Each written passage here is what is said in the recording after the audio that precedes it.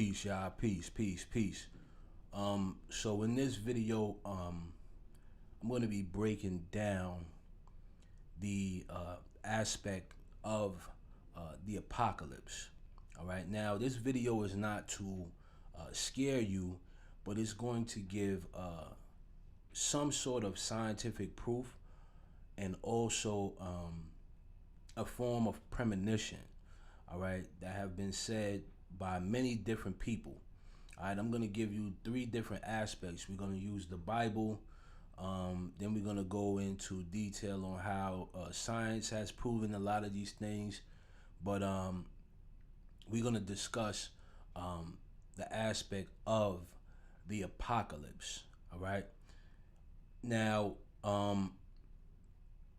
many have come to believe that in 2023, that this will be the year of deep changes and a lot of disasters. All right. Now, from the viewpoints of Nostradamus, okay, and also Chauncey Powers Thomas, okay, we could be facing an apocalyptic event. All right. Now, Nostradamus was actually deemed to be a prophet, okay, and he was actually able to see things before his time. All right. Now, Nostradamus was actually raised by a Jewish family, okay, that was forced to convert to Catholicism. All right. Now, this actually caused a lot of resentment from Nostradamus, as well as a lot of other Jewish people, okay, being forced to basically change your religion, okay, against your will, was kind of like unheard of at the time.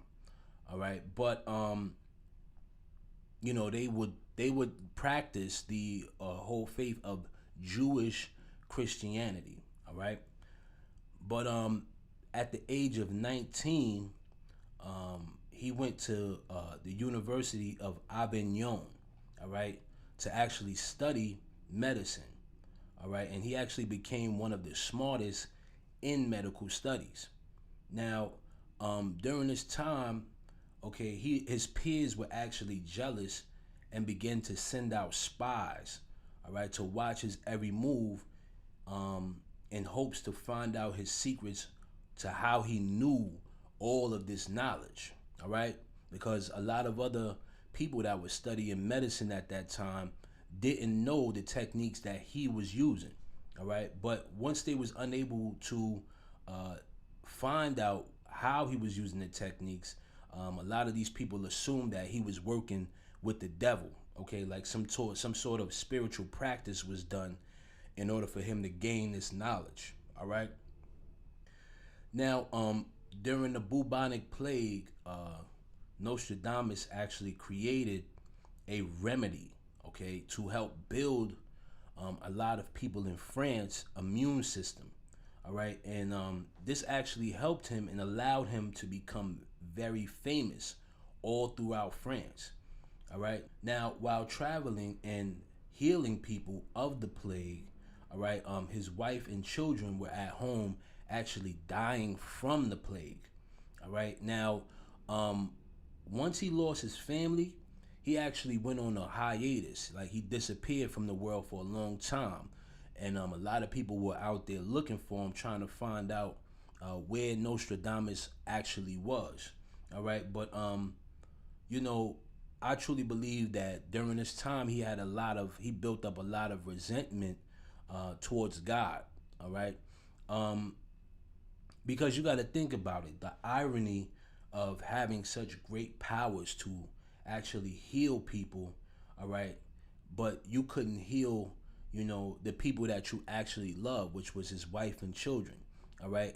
It's kind of like a slap in the face almost. All right. Now, when this took place, okay, he actually turned towards the occult, all right, and started practicing a lot of spiritual studies.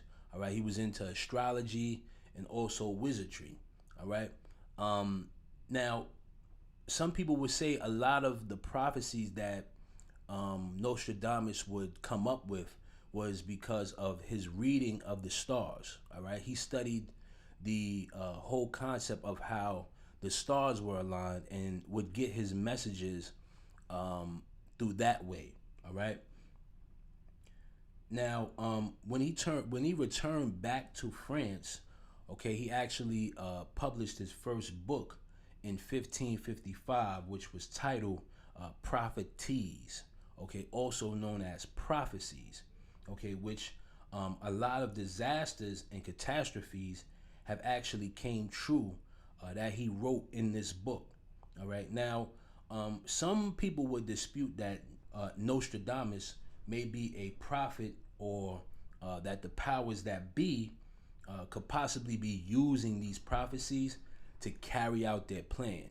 All right. But for the most part, a lot of, we wouldn't know the truth at all unless, a lot of this stuff came into play. All right. Now, one prophecy in particular that he describes is the cosmic threats. All right. So he says here, after peace, war, famine, and flooding, the impact will spread far, drowning great countries. All right. So it goes on to say, and the sky will be seeing red fire dragging a trail of sparks. All right. So this can go in the hand of what NASA stated. I know some people don't really believe in NASA and the whole aspect. I have some of my doubts too, but we won't be biased here. We're just going to take a look at a few things. So NASA had actually went on to say that there, in 2024, there will be an asteroid that will strike Earth. So it says here, now NASA has warned that an asteroid named 2007 FT3 may hit the planet on October 2nd, 2024. Due to its trajectory, the asteroid has now been picked up by the Sentry, NASA's impact monitoring system. All right. So we know that there are large numbers of objects that are in Earth-crossing orbits. Any object that is more than a mile across and is on an orbit that crosses the Earth's orbit is a potential threat. These objects can sneak into the solar system unobserved. They may come in the future, and we may not have very much warning. The last situation that happened such as far as with asteroids hitting the Earth was about 66 million years ago. All right, when an asteroid hit the Earth, wiping out 75% of life on the planet. Due to volcano eruptions and climate change, some would say this was the time when how dinosaurs actually became extinct. All right, you had you had humanity around this time, but a lot of them couldn't survive due to the smoke and the soot that was left off of the eruption that took place. All right. So now, if we're gonna take a look at biblical terms, the same situation happened. Not to mention about Noah's Ark, but I'll get into that as well. Now, let's take a look at a Bible scripture, which is 2 Peter chapter 3, verse 10, where it says that all of humanity will be burnt up. All right. So it says here, but the day of the Lord will come like a thief, and then the heavens will pass away with a roar, and the heavenly bodies will be burnt up and dissolved, and the earth and the works that are done on it will be exposed.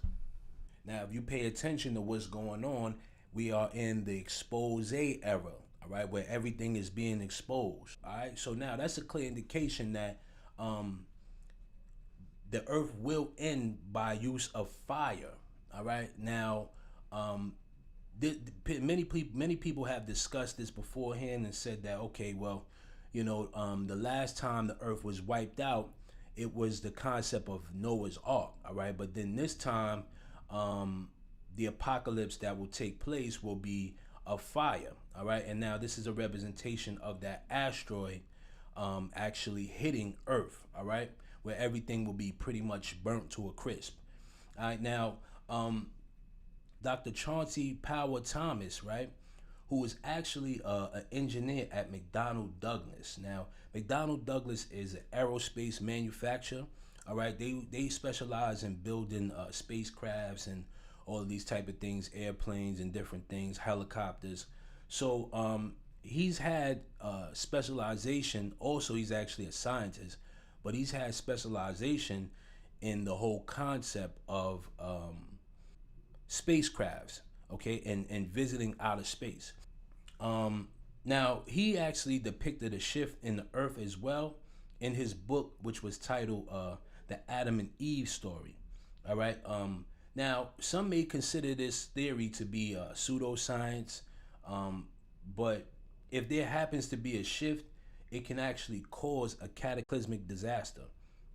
All right. Now, we're going to talk about the North and South Pole shift. All right. Now, the first actual shift that took place on the Earth was Pangea. Okay. Now, Pangea happened about 200 million years ago before humanity. All right. Which actually broke into two new continents.